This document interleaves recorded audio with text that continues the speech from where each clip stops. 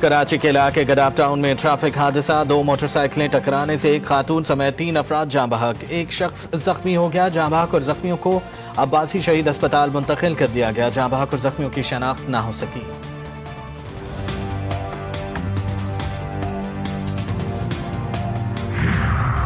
اور Asia cup کا high voltage ٹاکرا آج ہوگا۔ روایتی حریف پاکستان اور بھارت آمنے سامنے ہوں گے، امید ہے میچ جیت جائیں گے۔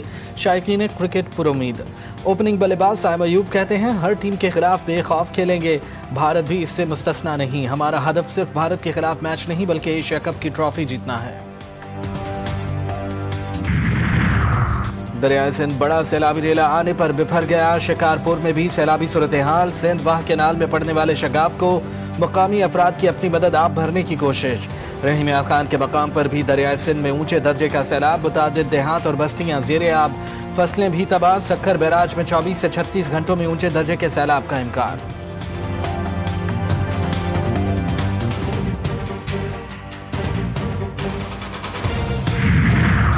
قطر پر اسرائیلی جارحیت کے خلاف 2 روزہ اجلاس آج سے دوحہ میں شروع ہوگا۔ نائب وزیر اعظم اور وزیر خارجہ اسحاق ڈار اجلاس میں شرکت کے لیے آج دوحہ روانہ ہوں گے۔ اجلاس میں قطر پر اسرائیلی حملے کے خلاف قرارداد کی منظوری دی جائے گی۔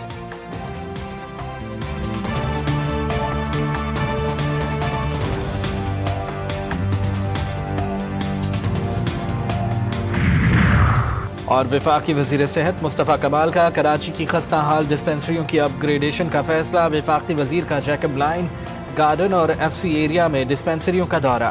مصطفیٰ کمال کہتے ہیں ڈسپنسریوں کو 24 گھنٹے فعال ڈے کیئر سینٹر میں جدید تقاضوں کے مطابق تکمیل کیا جائے گا۔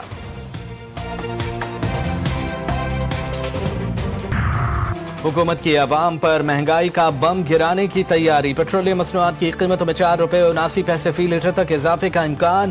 پیٹرول 1 روپے 54 پیسے اور ہائی سپیڈ ڈیزل کی قیمت میں 4 روپے 79 پیسے اضافے کی تجویز۔ مٹی کا تیل 3 روپے 6 پیسے، لائٹ ڈیزل 3 روپے 68 پیسے فی لیٹر مہنگا ہونے کا امکان ہے۔ وزیر اعظم حتمی منظوری دیں گے۔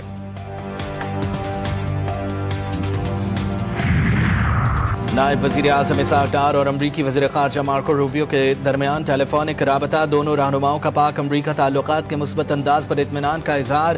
بین الاقوامی پیش رفت پر تبادلہ خیال۔ تعاون کے کثیر جہتی شعبوں میں 2 طرفہ تعلقات کو مزید مضبوط بنانے کے اپنے عزم کا اعادہ کیا۔ قطر اور امریکہ کے درمیان سفارتی سرگرمیاں تیز۔ قطری وزیر اعظم شیخ محمد بن عبد الرحمان کی امریکی صدر سے ملاقات۔ دوحہ حملے کے بعد صورتحال پر غور۔ شیخ محمد بن عبد الرحمان کی امریکی نائب صدر جے ڈی ونس اور وزیر خارجہ مارکو روبیو سے بھی گفتگو۔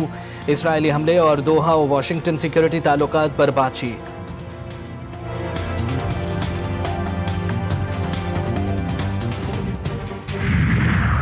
اسرائیل کا قطر کے بعد مصر میں بھی حماس کی قیادت کے قتل کا منصوبہ۔ مصری انٹیلیجنس کے مطابق اسرائیل کچھ عرصے سے قاہرہ میں حماس قیادت کو نشانہ بنانے کی سازش کر رہا ہے۔ خبردار کیا ہے کہ اس کی سرزمین پر ایسی کوئی بھی کارروائی اعلان جنگ سمجھی جائے گی اور قاہرہ اس کا جواب دینے میں کوئی ہچکچاہٹ محسوس نہیں کرے گا۔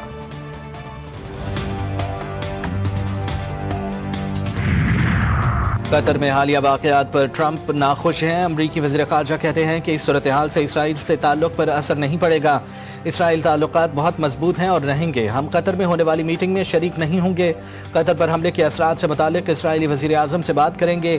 امریکی صدر چاہتے ہیں حماس کا خطرہ نہ رہے اگر مرحلہ غزہ کی تعمیر نو اور سیکیورٹی دینا ہے۔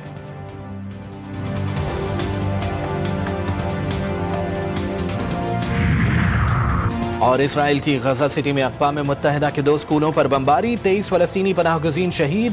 خان یونس سمیت کئی علاقوں میں خیموں اور رہائشی مقامات پر حملے، شہداء کی تعداد 51 ہو گئی، درجنوں زخمی۔ غزہ سٹی میں مزید 2 بلند عمارتیں ملیامٹ کر دیں۔